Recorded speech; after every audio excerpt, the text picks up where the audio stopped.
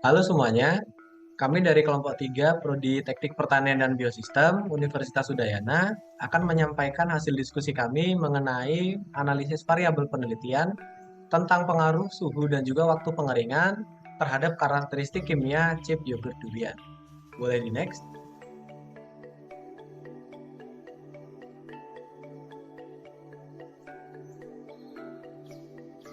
Adapun anggota kelompok kami, yang pertama ada Ngurah Raditya Wisnu Permana NIM 09, yang kedua ada I Gede Agus Aditya Wirapranata NIM 21, kemudian yang ketiga Wahyu Adi Pratama NIM 24, kemudian yang keempat I Mademiki Yogi Asnya Karuna NIM 25, kemudian yang kelima I Nyoman Cimpo Garjita NIM 42. Boleh di next?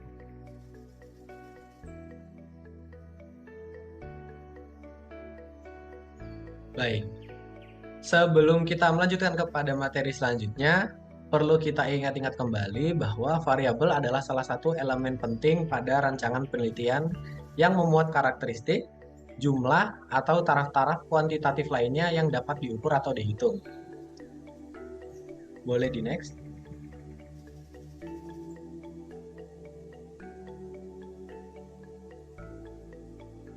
Nah, untuk pemateri yang pertama, saya persilahkan. Baik, di sini saya akan menjelaskan tentang variabel bebas. Variabel bebas adalah variabel yang dapat kita manipulasi untuk mengetahui respon yang diberikan oleh variabel terikat. Umumnya, pada sebuah penelitian memiliki suatu perilaku variabel bebas, sehingga dalam sebuah penelitian dapat memiliki dua atau lebih taraf variabel untuk mengetahui respon dari objek yang diuji atau variabel bebas. Variabel bebas jika bersama variabel lain, variabel bebas ini dapat berubah dengan keragamannya mengikuti variabel tersebut. Baik, sekian dari saya serahkan ke pemateri selanjutnya.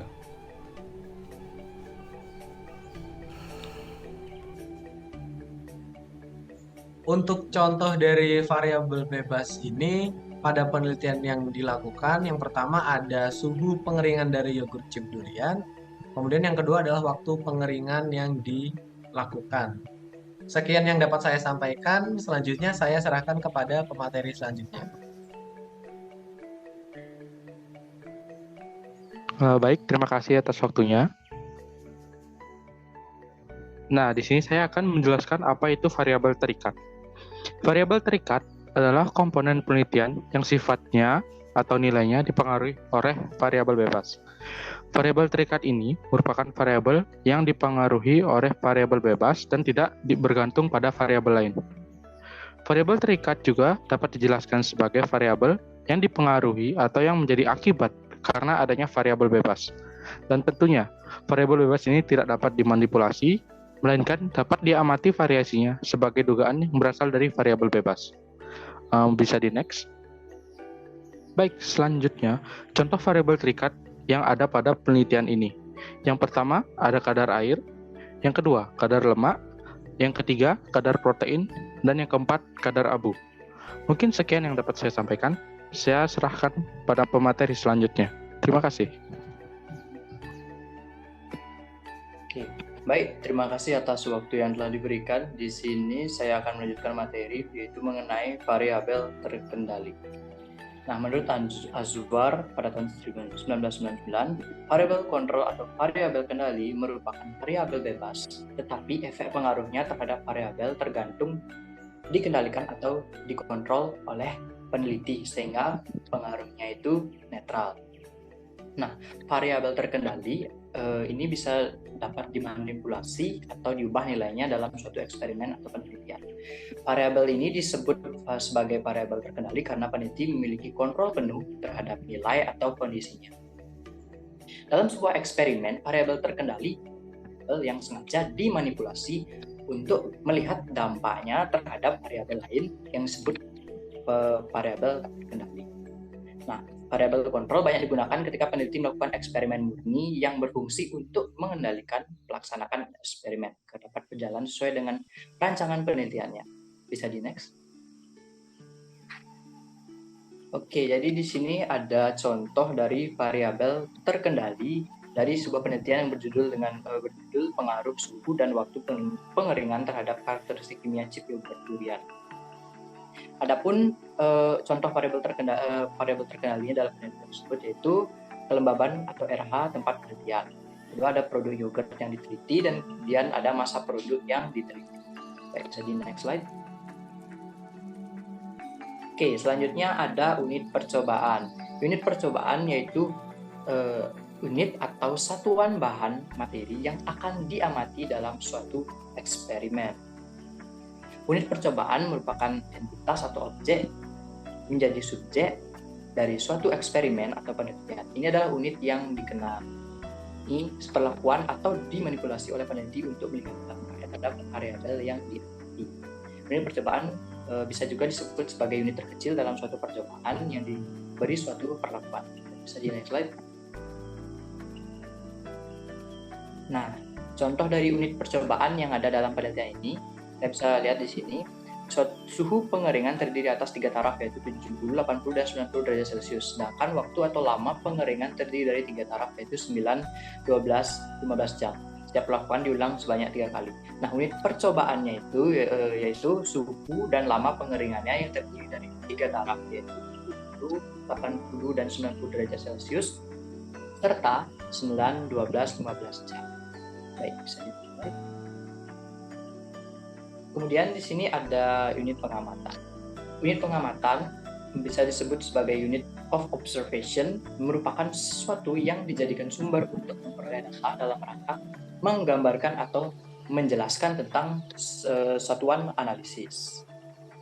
Unit pengamatan di sisi lain merupakan unit di mana data diamati atau diukur.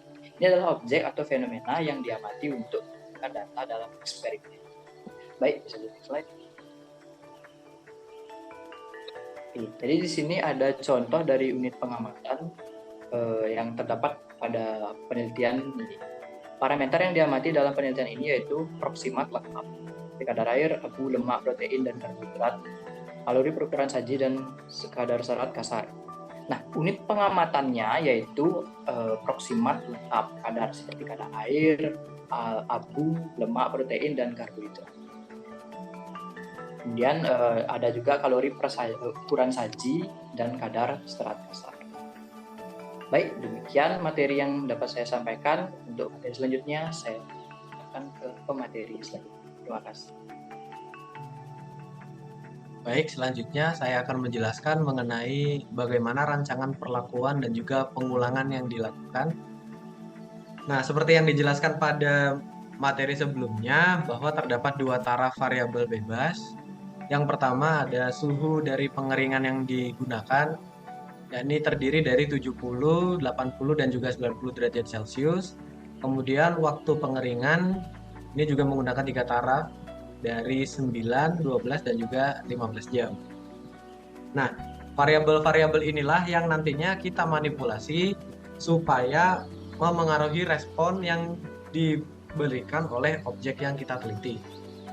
Nah, dari beda titik suhu dan juga waktu pengeringan ini diharapkan dapat memengaruhi perlakuan dari objek penelitian itu tadi, meliputi kadar airnya, kadar lemak, kadar protein, dan juga kadar abu.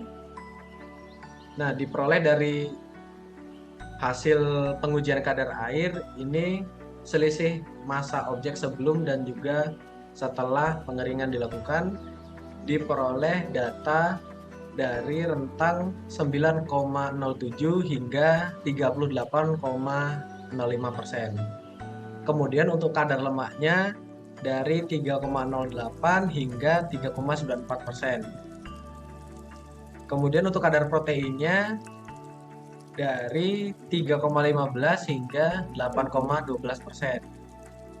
Sedangkan untuk kadar abunya 1,09 hingga 1,95%. Nah, untuk setiap parameter variabel terikatnya ini dipengaruhi oleh suhu dan juga waktu dari pengeringannya. Semakin lama maka semakin kecil pula kadar air, kadar protein, dan juga kadar abunya. Namun di sini berbeda dengan kadar lemaknya. Semakin tinggi kadar lemaknya, maka semakin tinggi nilai konsentrasi lemak dalam produk yogurt chip durian yang diteliti. Kemudian, dari variabel yang diamati, ini dilakukan 4 kali pengulangan menggunakan metode pengacakan acak lengkap. Kemudian hasilnya dianalisis menggunakan ANOVA atau metode Analysis of Variance. Data rata-ratanya dimasukkan ke dalam tabel yang teman-teman bisa lihat pada layar. Sekian dari saya serahkan kepada pemateri selanjutnya. Terima kasih. Oke, di sini saya akan menjelaskan tentang pengacakan unit percobaan yang dilakukan pada penelitian pada kali ini. Nah, sebelum itu saya akan menjelaskan gambaran umum tentang apa itu pengacakan unit percobaan. Nah, pengacakan unit percobaan merupakan proses dalam rancangan percobaan di mana unit eksperimental atau pengamatan diberikan perlakuan secara acak. Nah, tujuannya adalah untuk memastikan bahwa setiap unit percobaan memiliki kesempatan yang sama untuk menerima setiap perlakuan yang diteliti. Nah, dengan cara ini, pengaruh-pengaruh faktor luar yang tidak diinginkan atau tidak terkendali dapat diminimalkan atau dihilangkan, sehingga hasil percobaan menjadi lebih akurat dan dapat diandalkan. Nah, seperti yang kita ketahui bahwa pengacakan unit percobaan ada dua, yaitu rancangan acak lengkap dan juga rancangan acak kelompok. Nah, pada percobaan kali ini menggunakan rancangan acak kelompok lengkap, di mana pengertiannya adalah rancangan ini disusun untuk mengelompokkan unit percobaan yang dalam beberapa kelompok. Hal ini dilakukan karena adanya keheterogenan unit percobaan yang merupakan komponen keragaman dalam percobaan. Kemudian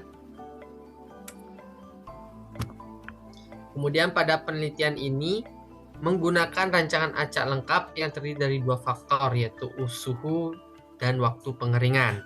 Nah, di mana suhu pengeringan yang terdiri atas 3 taraf, yaitu 70, 80, dan 90 derajat.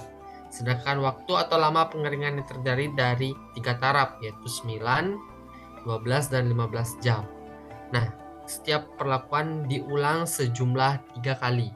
Nah, apa sih pengaruhnya terhadap penelitian yang dilakukan? Yaitu semakin tinggi suhu dan waktu pengeringan, maka kadar air, abu, protein, dan serat kasar pada produk semakin turun, sedangkan kadar lemak, karbohidrat, dan total kalori semakin tinggi.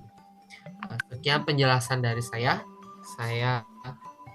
berikan ke pemateri selanjutnya. Baik, selanjutnya akan saya bacakan kesimpulan dari presentasi kali ini.